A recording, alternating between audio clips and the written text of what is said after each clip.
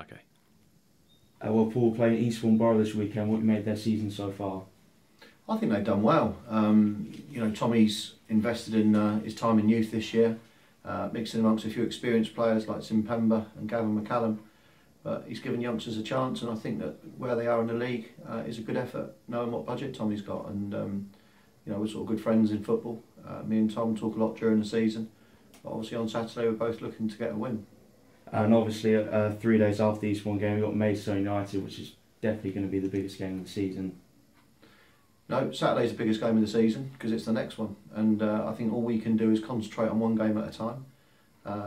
Wouldn't look past Eastbourne at all, if I'm being honest. I think that if you look at our last few home games, we haven't beaten Weston, we haven't beaten Bath, so we need to get a home win on Saturday. Teams is coming here and sitting in a bit more. Obviously we drew against Whitehawk as well, so away from home, teams come at us a bit more, and I think you can see our away records unbelievable really. We do need to sort the home form out starting Saturday. What's the team news for the 2 games coming up? Yeah, we're okay. Craig McAllister's trained today, and Kevin Amankwa has had a day off, just a sore groin after Monday, but he'll be okay for Saturday. Everyone else is fit and raring to go. And how important to get a home win after us not winning 2 home games? Yeah, I just said earlier, I think that we're aware of the fact that we've drawn 3 games here, in amongst 1 win I think, but we'd have taken away draws and home wins, so we're doing it perhaps the harder way. But again, give credit to other teams that have come here and defended and sat deep. We've got to make sure that we take the chances. It's not that we're not creating enough chances at home. I looked at the Whitehawk full game on Sunday, and I thought we probably had 10 chances to their 3, and it's just making sure that we're sort of clinical in that area. And how do you feel it is to score early on Saturday as well, just to settle any nerves? Well, you saw training today. There's no nerves. We're not a team that suffers nerves or pressure. At the end of the day, the lads have been there and seen it, most of them. I think they're enjoying the run that they're on. I think they're enjoying being part of the shake-up. But we've hit our first target, which is to make sure that we finished in the playoffs. And after the sort of poor start we had again, we're still pretty much taking one game at a time at the minute, Tom. But the atmosphere in there is good. And in this 19-game unbeaten run, we had a situation against Maidenhead where we were 2-1 behind and got the equaliser, and we did it again against Whitehawk. How much that giving the lads confidence that they're just not going to let this unbeaten run die? Yeah, again, I said on the interview Saturday that I can't give them enough praise. In some games they've dominated games and we've won 4s and 5s. In other games you've had to scrap it out and get some 1-0s and 1-1s and 0-0s. But the character of the team can't be questioned. The desire within the team is unbelievable. And like I said, we're on this run for a reason. And whilst Ebbsfleet had a fantastic run as well at the start of the season, we're on our fantastic run. We just need ours to keep going for a little bit longer. And I've got to say the crowd on Monday were amazing. When we're 2-0 behind, they're still stuck with the team. How proud were you of the crowd? Yeah, I thought again they helped us enormously. When the first goal went in from Betsy, you could visibly hear the crowd get bigger and louder. And when the second goal went in, it was brilliant. I said if the third one had gone in when Jamie Connors has hit the post, I think the roof would have come off the main stand. But what we need is for them to get to as many away games, get to every home game, support us, be loud, and it makes a difference. I think our crowd's got bigger and better as the season's gone on. They definitely make a difference in the bigger games, yeah. And it must have been a massive boost on Monday as well that we closed in on Maidstone, and we also kept up with Ebbsfleet, and we're really feeling good in this run at the moment. Yeah, it's an interesting one. Maidstone have kept going with us really. Every time we've won, Maidstone have won. As I said, I think they've done Jay's done an amazing job down there really. To go almost for back-to-back promotions, it's not easy in this league, and not with the biggest budget either. Maidstone have done very well this year. Ebbsfleet, as I said, Ebbsfleet deserve where they are on the basis so they had a brilliant start to the season. Their run at the moment is no different to what us and Maidstone have had, but at different parts of the season. So we're literally coming down to the last month now. As I said, we've still got 7 games to go. So I'll reiterate that we can only really look at it probably when we play Ebbsfleet on the 16th. If we're still there or thereabouts for the Ebbsfleet game, then that becomes a massive game, and I would expect here a near-on sellout at Gander Green Lane. How do you feel Nicky Bailey's played in the last 2 games? Yeah, brilliant. I mean, he came in against Chelmsford first game and showed what quality he's got. He then got his injury and then really struggled against Bognor with that same injury. So we took him out for a couple of weeks, allowed him to get fit. And I thought against Truro and Whitehawk, you know, he wasn't far short of being our man of the match. So from that perspective, Nicky's Nicky's good, but we've got to make sure we manage him because he's not played a load of games. So we've got to make sure we see him through. Eastman coming back is massive for us. I think he's been our standout player all season for me, and he's obviously back for Saturday. And obviously Betsy Gomez, I think, is in the best form he's been at this football club, and he looks a really good player. So, you know, the midfield wise were looking good. Fitch has got nearly 20 goals, and I've just watched Slabber score 7 goals in training there. So, you know, he looks exceptionally sharp, Jamie, and the goals will come for him. How do you feel Lewis John played as well when he came in against Gosport, and he played against Wilson and Truro as well? Fantastic. I think he had 3 games on the bounce. Again, he was a little bit stiff with regards to playing against Whitehawk, but we also had to make sure Louis was fit for this Saturday. We lose Dean Beckwith and Simon Downer's nowhere near ready. So as much it was to get Jamie Collins a full 90 minutes under his belt, and it was also to make sure that Louis John would be fit for this coming Saturday. You know, we plan a lot in terms of who's fit, who's suspended, and who should be playing. And I think you know, Louis and Jamie Collins will be a good combination on Saturday. And speaking of Jamie Collins, how massive it is to have him back in this running? Yeah, brilliant. I mean, I think Dean Beckwith has come in and done a fantastic job as skipper. You know, Jamie's always been around the group, even when he's been out injured. But to see him come back and you know, really, I think have another very good performance. But he does lift the players as well, and his pure presence around the place is big for us.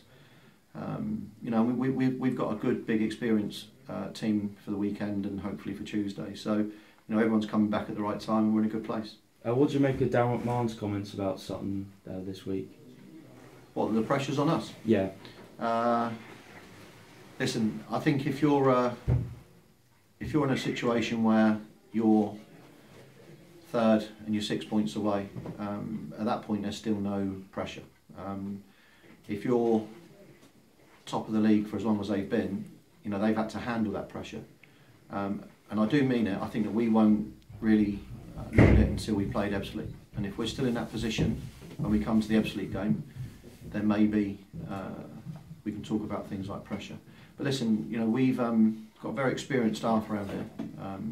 You know, I've been in it for 15 years and won leagues with Eastleigh, won leagues with Sutton, got promotion playoffs. Ian Baird's got promotion playoffs, promotions, Mickey Stevens. So, you know, there's no real pressure from that perspective. You know, if you look at our board as well, got a brilliant chairman, lets us get on with it, but it's not the end of the world if we didn't go up. As I said to you before, the Conference South is a great league for Sutton United. Ebbsfleet are in a different position to us. They, you know, it's clear that they want to go up, they need to go up. And I'd say Maidstone are in a very similar position to us, financially very stable with the 3G pitch and the income it provides. And probably in the same boat as us. If they go up, they'll be delighted, and if they don't, it won't be the end of the world. So, you know, pressure's not being able to pay your mortgage and you know, things like that. And I don't have a problem not paying my mortgage. And Jamie Slab, this is a massive month for them as they haven't scored a goal yet for Sutton. But looking the way he links up with strikes at the time, it's going to come soon.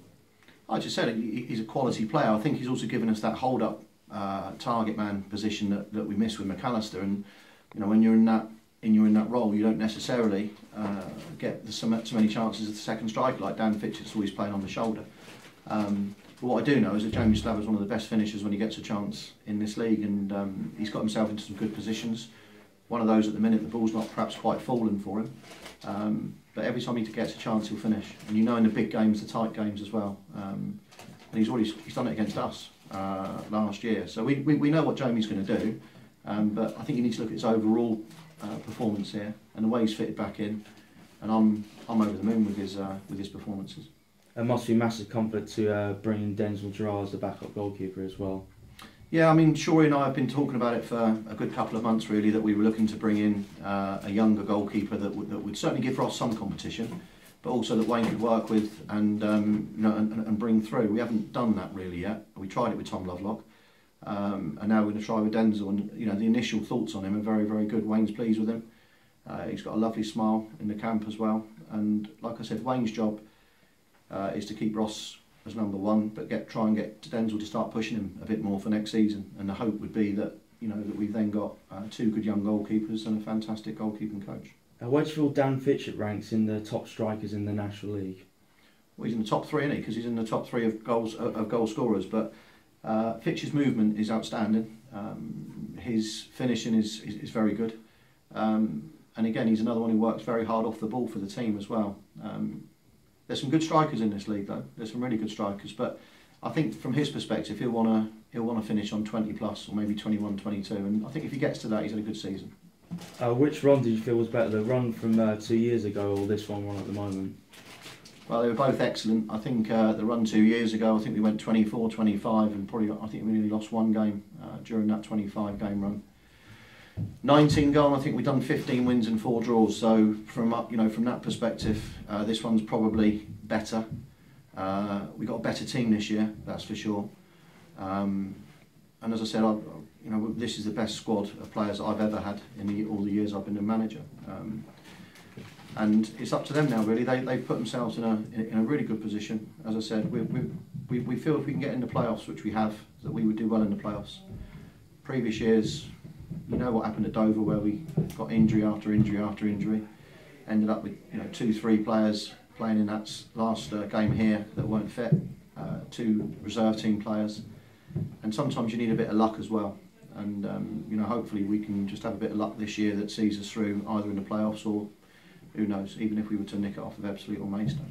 And lastly, how much of a boost is to have Ryan Burge and Craig Eastman on long-term deals?